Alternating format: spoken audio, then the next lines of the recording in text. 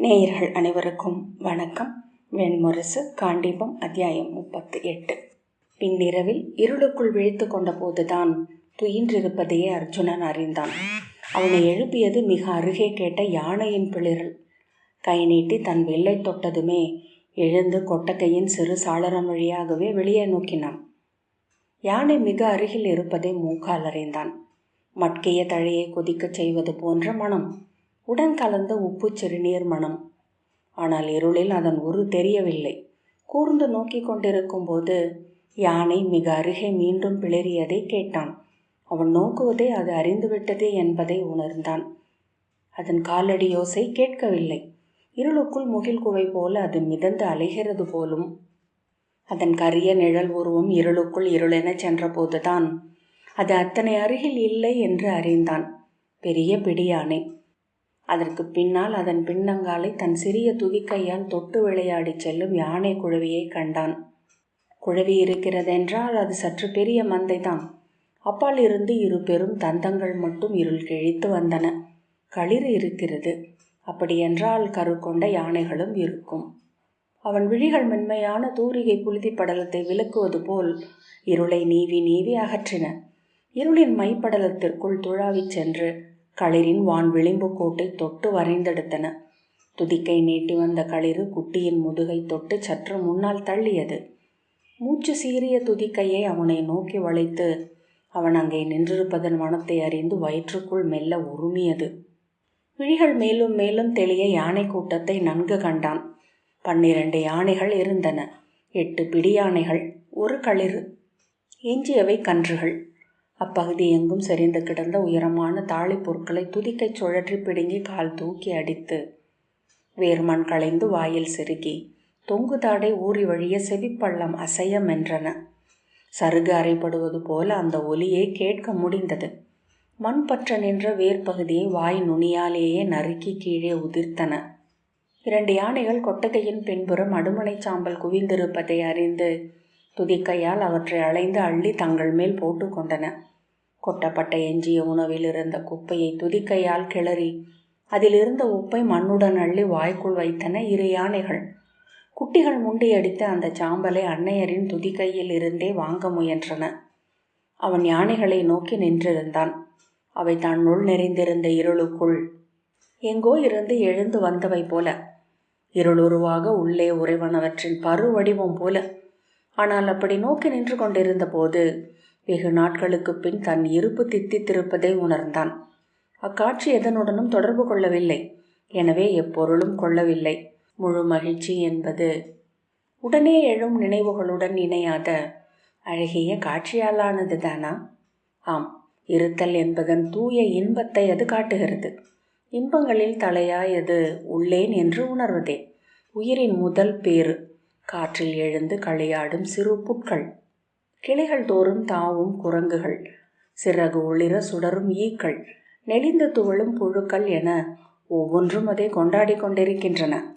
ஒருவேளை அவை இவ்வெண்ணங்களை அடையாமல் இருக்கலாம். அல்லது அவை அடையவில்லை என்று எவர் கண்டார்? இருக்கிறேன் என்ற உணர்வு தித்திப்பு என்று அவன் தன் வலது தோளில், பின்பு நெற்றியில், பின்பு புறங்கழுத்தில் உணர்ந்தான். அதை நோக்கி சித்தம் குவிக்க உடல் ஒரு நாவென மாறி அந்த இன்சுவையை உணர்வது போல் இருந்தது. உடல் அதில் நெளிந்து துழாவியது. தித்திப்பு. அச்சொல்லுடன் அவன் சித்திராங்கதையை நினைவு கூர்ந்தான். முறையடங்குவது போல் உவகை அணைந்து நெஞ்சு இனிய ஏக்கம் ஒன்றால் நிறைந்தது. ஏன் என்று எண்ணினான். வேட்கையா? இழப்புணர்வா? இக்கணமே எழுந்து கிளம்பி அங்கு திரும்பிச் சென்றால் என்ன? இல்லை, நான் பார்த்தன். மிச்சமின்றி விட்டு செல்வதால் மட்டுமே புதியவற்றை அடைய முடியும் என்று அறிந்தவன். எக்கணமும் என் முன் பேரூறு கொண்டு எழப்போகும் முழுதறிவை பெறுவதற்காக என் கலங்களை ஒவ்வொரு கணமும் கழுவி தூய்மைப்படுத்தி வைப்பவன். பெருமூச்சுடன் அவன் மீண்டும் வந்து தன் மரவுரி இருக்கை மேல் அமர்ந்து கொண்டான். கம்பளியை போர்த்தி கண் மூடி சூழ கேட்கும் மூச்சொலிகளில் சித்தம் நிலைக்க விட்டான். அருகே இருந்த மரவுரி படுக்கையில் மெல்லிய அசை ஒன்று கேட்டது. ஓர் ஒலி குரல் போலவே பொருள் கொண்டதாக ஆவதன் விந்தையை அர்ஜுனன் புன்னகையுடன் எண்ணிக்கொண்டான். மீண்டும் மஞ்சம் தெளிவான ஒரு சொல்லை பேசியது. அர்ஜுனன் திரும்பவில்லை. எழுந்து அமர்ந்த அப்பயனே, யானைகளா என்றான். ஆம் என்றான் அர்ஜுனன். இம்மலை முழுக்க யானைகள்தான். இங்கு குன்றாத மழை பெய்வதனால் அவற்றுக்கு உணவுக்கு குறைவில்லை. ஓர் உரையாடலை தொடங்குவதற்கான வெற்று பேச்சு அது என்று உணர்ந்து கண்களை மூடி விழிகளை திருப்பிக் கொண்டான் அர்ஜுனன். இம்மலை பற்றி என்னிடம் சொன்னவர்கள் யானையைத்தான் திரும்ப திரும்ப குறிப்பிட்டார்கள். அங்கே எங்கள் ஊரில் யானைகள் படைகளில்தான் இருக்கின்றன. இப்படி மந்தைகள் போல் சுற்றி திரிவதில்லை. அதற்கும் அர்ஜுனன் மறுமொழி சொல்லவில்லை. இங்கே காட்டு மாடுகள் போல யானைகள் சுற்றி திரிகின்றன. இம்மலையில் கன்று வளர்ப்பது எளிதல்ல. அதனால்தான் இம்மலையில் யாதவர்கள் இல்லை போலும் என்ற பின் அவன் மஞ்சம் ஓசையிட எழுந்து சாளரம் வழியாக வெளியே பார்த்தான். பெரிய யானைகள் கங்கைக்கரை காடுகளிலும் யமுனைக்கரை காடுகளிலும் சில உள்பகுதிகளிலும் யானைகள் உள்ளன. ஆனால் அவை இவ்வளவு பெரியவை அல்ல. அவற்றின் முகத்தில் இத்தனை செம்புள்ளிகளும் இருப்பதில்லை. தன்னை அறியாது எழுந்த ஆர்வத்துடன், உங்கள் ஊர் எது என்று வினவினான் அர்ஜுனன். அவன் தன்னை உரையாடலுக்குள் இழுத்து விட்டதை உணர்ந்ததும் அவன் கூர்மதியாளன் என எண்ணிக்கொண்டான். நான் மதுவனத்தைச் சேர்ந்தவன், துவாரகையின் இளைய யாதவருக்கு உறவினன் என்றான். நீர் அறிந்திருக்க வாய்ப்பில்லை. என் பெயர் கதன். அர்ஜுனன் வியப்புடன் இருளுக்குள் அவனை நோக்கி விழியசையாமல் சில கணங்கள் இருந்த பின் இயல்பாக, அப்படியா என்றான். மதுவனத்தை இப்போது இளைய யாதவரின் தந்தை வழிபாட்டனார் சூரசேனர் தான் பிதாமகராக அமர்ந்து ஆண்டு வருகிறார் என்று அறிந்திருப்பீர்கள். அவருக்கு வயது முதிர்ந்து விட்டது. காதுகளும் நன்றாக கேட்பதில்லை. அவரது மைந்தர் வசுதேவர் தான் யாதவர்களின் தொல்நகரான மதுராவை ஆள்கிறார். அறிந்திருப்பீர் என்றான் கதன். ஆம் என்றான் அர்ஜுனன். கதனின் கண்களை சந்திக்க முடிந்தால் நன்றாக இருக்கும் என எண்ணிக்கொண்டான். உண்மையில் வசுதேவரின் உடன் பிறந்தவர்களால் ஆளப்படுகிறது மதுவனம் என்றான் கதன். அவனே மெல்லச் சிரித்து, ஆள்வதற்கு அங்கு என்ன நாடாயிருக்கிறது? வெறும் காடு. அதில் கன்று மேய்க்கும் ஆயர் குழுக்கள் என்றான். அர்ஜுனன், நான் பார்த்ததில்லை என்றான்.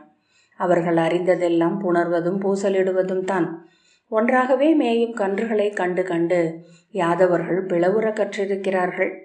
ஏன் என்றான் அர்ஜுனன். அவர்கள் ஒருவரை ஒருவர் சந்திப்பதே இல்லை. கன்றின் கால்களில் இருக்கிறது அவர்களது பாதை.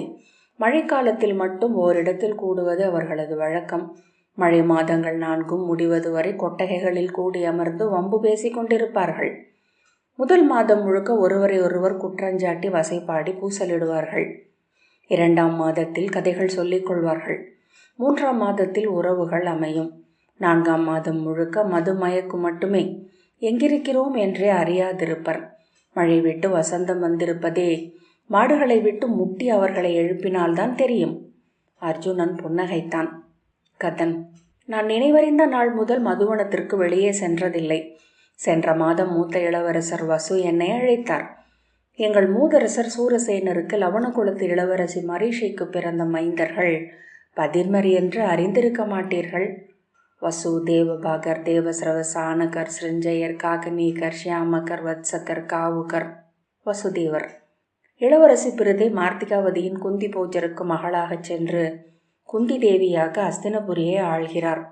சூரசேனம் மைந்தரால் பொலிவு கொண்டது. அனைவருமே கன்று பெருக்கிய பெருங்குடி யாதவரே. அவர்களுள் கன்று மேய்க்க மறுத்து கல்வி கற்கச் சென்றவர் வசுதேவர். அவர் மதுராவை ஆண்ட உக்ரசேனரின் அமைச்சரானார். மதுராவின் இளவரசர் கம்சரின் தோழரானார். கம்சரின் தங்கை தேவகியை மணந்து இளைய யாதவரை பெற்றார் என்றான் கதன். அவரது முதல் மனைவி ரோகிணியின் மைந்தர் பலராமர் என்று யாதவர்களின் தலைவர். சூரசேனரின் முதல் மைந்தர் வசுவே தந்தைக்கு நிகரென அமர்ந்து இன்று மதுவனத்தை ஆள்கிறார். வசுவை அறிந்ததில்லை என்றான் அர்ஜுனன். ஆம், காடு விட்டு ஊருக்குள் வருவதையே வெறுக்கக்கூடியவர் அவர். அரச முறைகளோ செம்மொழியோ அவருக்கு தெரியாது. அவரது துணைவியரான கிருபையும் சுபையும் சத்ரையும் கணவதியும் காட்டில் கன்றோட்டும் எளிய யாதவ பெண்கள். ஆகவே இளைய யாதவர்தான் மதுவனத்தை தன் சொல்லை அனுப்பி ஆள்கிறார். அவரது ஆணைகளை பெற்று இளையோர் சியாமகரும் வத்சகரும் காவுகரும் மதுவனத்தை நடத்துகிறார்கள் என்றான் கதன். நீங்கள் எண்ணுவது சரிதான். இளையோராகிய வத்சகரும் காவுகரும் இளைய யாதவருக்கே அணுக்கமானவர்கள் என்று கதன் தொடர்ந்தான். ஆனால் மூத்தவர்களின் நோக்கில் இளைய யாதவர் யாதவ குலத்தை போருக்கும் பூசல்களுக்கும் இட்டு சென்று அழிவை அழைப்பவர். கார்த்தவீரியருக்கு நிகழ்ந்ததே இளைய யாதவருக்கும் நிகழப்போகிறது. பெரிதொரு முற்றழிவை மதுராவும் யாதவரும் சந்திக்கவிருக்கிறார்கள் என்றே அவர்கள் எண்ணுகிறார்கள். ஆகவே மூத்தவர்களுக்கும் இளையவர்களுக்கும் நடுவே நீருக்குள் சுழலோட்டம் போல தெரிந்தும் தெரியாமலும் ஏதோ ஒன்று எப்போதும் நிகழ்ந்து கொண்டிருக்கும். எனவே மூதரசர் சூரசேனரை சந்திக்கும்படி எனக்கு இளவரசர் வசுவின் ஆணை வந்தபோது அதை இளைய யாதவரின் ஆணையா மூத்தவர்களின் ஆணையா என்றறியாமல் குழம்பினேன். உத்தரவனத்தில் என் குடும்பத்துடனும் மந்தையுடனும் தங்கியிருந்த நான் அங்கிருந்து கிளம்பி காட்டில் 3 நாள் பயணம் செய்து மதுவனத்திற்கு வந்தேன் என்றான் கதன். மதுவனத்தின் இளவரசர்கள் அனைவருமே அப்போது அங்கே வந்திருந்தனர். அவர்களின் குடும்பங்களும் வந்திருந்தன. என் அன்னையின் குடிலுக்கு சென்று நீராடி உடைமாற்றி மைய மாளிகைக்கு சென்ற போது வாயிலேயே ஆனகர் என்னை அணுகி மெல்லிய குரலில், மதுராவில் இருந்து பலராமர் வந்துள்ளார், அவரே உம்மை சந்திக்க அழைத்தவர் என்றார். பலராமரா? ஏன் என்றேன். அதை நான் அறியேன் என்றார் தயக்கத்துடன். இச்சந்திப்பு இளைய யாதவரின் ஆணைப்படியா என்றேன். அதையும் நான் சொல்லலாகாது என்றார். எவ்வண்ணம் எனினும் என் குடித்தலைவர் சூரசேனரே, அவரது சொல்லுக்கு நான் கட்டுப்பட்டவன் என்றேன். ஆனகர், இளைய யாதவரும் அவர் சொல்லுக்கு கட்டுப்பட்டவரே என்றார். நான் உள்ளே சென்று அங்கே அங்கணத்தில் போடப்பட்ட மரபீடங்களில் அமர்ந்திருந்த பலராமரையும் சூரசேனரையும் வணங்கி நின்றேன். வசுவும் தேவபாகரும் தேவசிரவசும் தந்தைக்கு பின் போடப்பட்டிருந்த பீடங்களில் அமர்ந்திருந்தனர். பலராமர் என்னிடம், இவனா? இவனை பார்த்தால் அறிவுள்ளவன் போல் தோன்றவில்லையே என்றார். எனக்கு சினம் எழுந்தது என்றாலும் அடக்கி கொண்டு சூரசேனரை நோக்கினேன். சூரசேனர், நம்மில் செம்மொழி நன்கு பேசக்கூடியவன் இவன் ஒருவனே என்றார். பின்பு என்னை நோக்கி, இளையோனே, இவன் ஒரு மங்கள செய்தியுடன் வந்துள்ளான் என்றார். நான், நன்மங்கலம் என்றும் உள்ளதல்லவா என்றேன். ரோகிணியின் மகள் சுபத்ரைக்கு மனம் நிகழ்த்த குடி கூடி முடிவு எடுத்துள்ளனர். நாள் முடிவு செய்ததும் நீ சென்ற அச்செய்தியை அஸ்தினபுரிக்கும் இந்திரபிரஸ்தத்துக்கும் முறைப்படி அறிவிக்க வேண்டும் என்றார். நான் தலை வணங்கி ஆணை என்றேன். ஆனால் என் நெஞ்சு படபடக்கத் தொடங்கியது. அவர்களே அந்த மனவினை செய்தியின் விரிவை சொல்லக்கூடும் என்று நான் எண்ணினேன். க்ஷத்ரிய அரச முறைப்படி மனத்தன்னேற்பை நிகழ்த்த வேண்டும் என பலராமன் எண்ணுகிறான். ஆனால் அதில் அஸ்தினபுரியின் அரசனும் இவனது முதல் மாணவனுமாகிய துரியோதனன் வெல்ல வேண்டும் என்றும் விழைகிறான். எனவே கதைப்போரையே தேர்வு முறை செய்யலாம் என்று கருதுகிறான் என்றார் சூரசேனர். நான் திகைத்து போனேன். ஏன் என்றான் அர்ஜுனன். கதைகளை கேட்டிருந்தால் நீர் அறிந்திருப்பீர். மழைக்கால அருகம்புல் என பெருகி கொண்டிருக்கிறது யாதவர் குலம். செல்வமும் புகழும் வெற்றிகளும் சேர்ந்து வந்து கொண்டிருக்கின்றன. இன்று எங்கள் குலத்தின் மையங்கள் என சூரசேனரும் வசுதேவனும் ஆகியுள்ளனர். சூரசேனரின் 10 மைந்தர்களில் மூத்த 9 பேரும் யாதவ குடிகளிலேயே மனம் புரிந்து 87 இளவரசர்களை பெற்றுள்ளனர். அவர்களெல்லாம் இன்று தோள் பெருத்த இளையோராகி இருக்கிறார்கள் என்று கதன் சொன்னான். வசுதேவர் எங்கள் குலத்தில் உதித்த பெரும் சான்றோர்களில் ஒருவர். குலப்பாடகர்கள் அவரை முதற் பிரஜாபதியாகிய காசியபரின் மானுட வடிவம் என்கிறார்கள். காசியபரின் துணைவியாகிய அதித்தியும் சுரசையும் தான் இப்புவியில் ரோகிணியும் தேவகியுமாக பிறந்து அவருக்கு துணைவியரானார்கள் என்பது எங்கள் குல பாடகர்களின் சொல். வசுதேவரின் முதல் துணைவியாகிய ரோகிணி எங்கள் விஷ்ணு குலத்தைச் சேர்ந்தவர். பௌரவ குடியில் பிறந்தவர். சுஷமம் என்னும் யாதவர் பாடியை ஆளும் உத்தவரின் மகள். பௌரவியாகிய அவருக்கு சாரணர், துர்த்தரர், தாமர், பிண்டாரகர், மகாஹனு என்னும் மைந்தர்கள் பிறந்தனர்.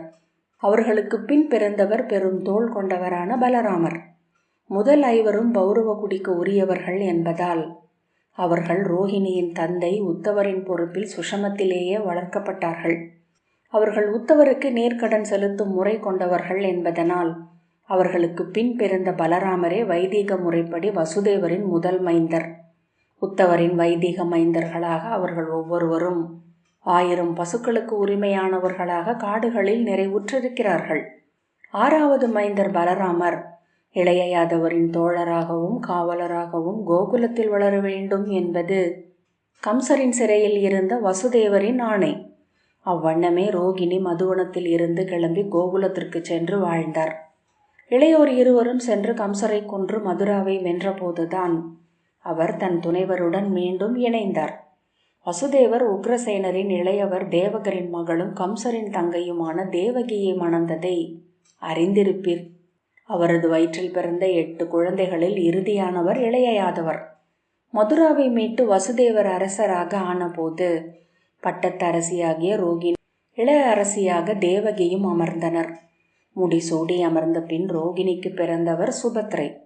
தேவகிக்கு விஜயர், ரோஜமானர், வர்த்தமானர், தேவலர் என்னும் மைந்தர்கள் பிறந்தனர். வசுதேவர் அதன் பிறகு மேலை யாதவ குடியான சீதர்களின் இளவரசி விருகாதேவியை மணந்து அகாவாதர், மந்தகர் என்னும் 2 மைந்தரை பெற்றார். கீழ் யாதவ குடியான சப்தமர்களை வென்றபோது அவர்களின் இளவரசியாகிய சப்தமி தேவியை மணந்தார். அவளுக்கு பிறந்தவர் ரேவதர். பின்னர் வனவணிகர் குலத்து உதித்த செராத்தா தேவி என்னும் பெண்ணை மணந்து கௌசிகன் என்னும் இளவரசனை பெற்றார். இறுதியாக அங்க நாட்டு இளவரசி சுதந்திரையை மணந்து கபிலரையும், பேசர நாட்டு இளவரசி ஜனாவை மணந்து சௌபத்ரர், அஃபவர் என்னும் 2 மைந்தரையும் வசுதேவர் பெற்றார். வீரரே, இன்று நிகரற்ற வீரர்களால் நிறைந்துள்ளது மதுராபுரி என்றான் கதன்.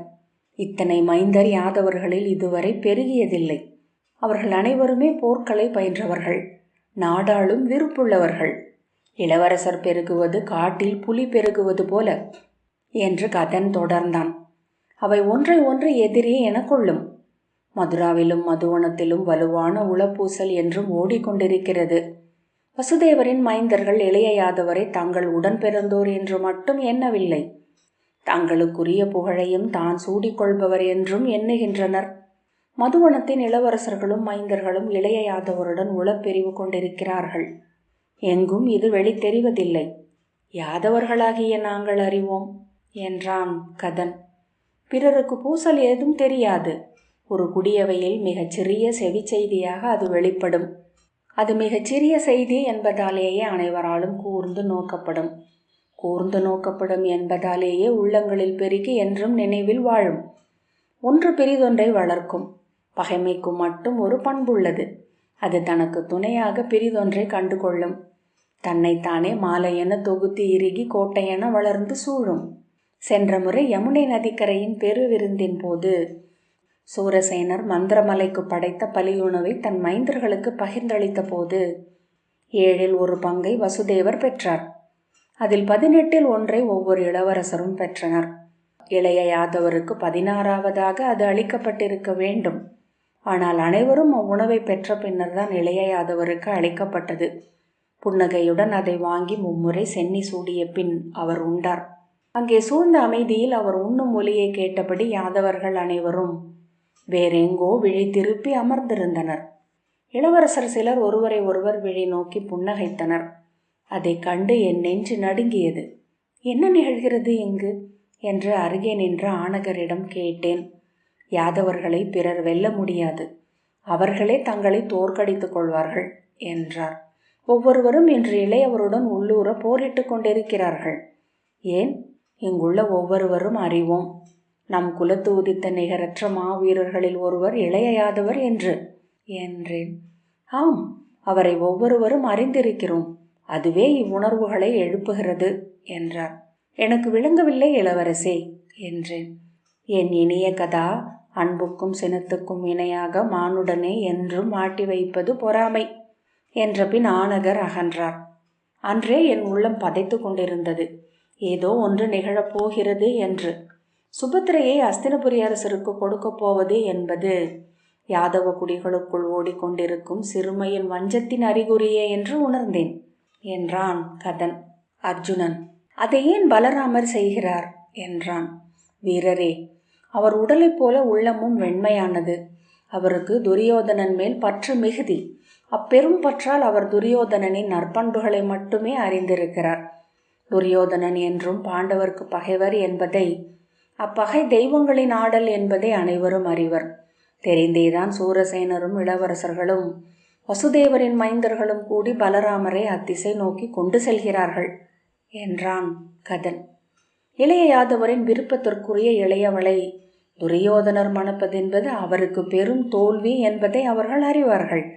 தன் உயிர் தோழர் அர்ஜுனனை முழுமையாக ஆதரிக்க முடியாத இக்கட்டில் அவர் சிக்கிக் கொள்வார் என திட்டமிடுகிறார்கள் கதன் சொன்னான். இச்சிறிய வெற்றி அவர்களுக்கு எளிய ஆணவ நிறைவை மட்டுமே அளிக்கப் போகிறது. ஆனாலும் அவர்கள் அதில் மகிழ்ந்து திளைக்கிறார்கள். வீரரே, என்றேனும் கௌரவர்களும் பாண்டவர்களும் போர் முனையில் எதிரெதிர் நிற்பது உறுதி. பாரத வருஷமெங்கும் நிமித்திகரும் பூசகர்களில் எழும் தெய்வங்களும் அதை சொல்லிக் கொண்டிருக்கின்றனர். அப்போரில் பாண்டவர்களுக்கு எதிராக இளைய யாதவர் நிற்க வேண்டியிருக்கும். தன் அன்புக்குரிய பார்த்தனையே அவர் களத்தில் எதிர்கொள்ள வேண்டியிருக்கும். அவர்களின் திட்டம் அதற்காகவே என்று கதன் சொன்னான். அர்ஜுனன் நீண்ட நேரம் ஏதும் பேசாமல் அமர்ந்திருந்தான். ஓர் எண்ணம் அவனில் எழுந்தபோது உடல் அறியாமல் அசைந்து அவன் அமர்ந்திருந்த மஞ்சம் அதை சொல்லென ஒலித்தது. எப்போது மணநாள் என்றான். வரும் வைகாசி மாதம் நிறை நிலவு நாள் என்றான் கதன். அர்ஜுனன் நெடுநாட்கள் இல்லை என்றான். ஆம், இன்னும் 50 நாட்கள் மட்டுமே என்றான் கதன். அர்ஜுனன், கதரே, நான் யார் என்று அறிவீரா என்றான். உங்கள் குரல் கேட்டபோதே அறிந்தேன் என்றான் கதன். வெளியே பெருங்களிறு ஆழ்ந்த குரலில் பிளிரியது. அதன் மந்தை தொடர்ந்து சென்று மறையும் ஒலிகள் கேட்டன. காட்டு மரக்கிளைகள் மெல்ல ஒடியும் ஒலி, பறவைகள் எழுந்து கலைந்து கூவி அமரும் ஒலி. பின் காடு அமைதி அடைந்தது. மீன்கள் ஆழ்ந்திறங்கி மறைந்த சுனை என. ஆழத்தில் மீன்கள் நீராக மாறிவிடுகின்றன என்று இளவயதில் கதைகளில் அவன் கேட்டிருந்தான். ஆழம் அலை வடிவு கொண்டு விழி பூண்டு எழுந்து மீனாகி வந்து வானையும் உலகையும் நோக்கி மீள்கிறது. காண்டீபம் 38வது அத்தியாயம் இத்துடன் நிறைவு பெற்றது. நன்றி.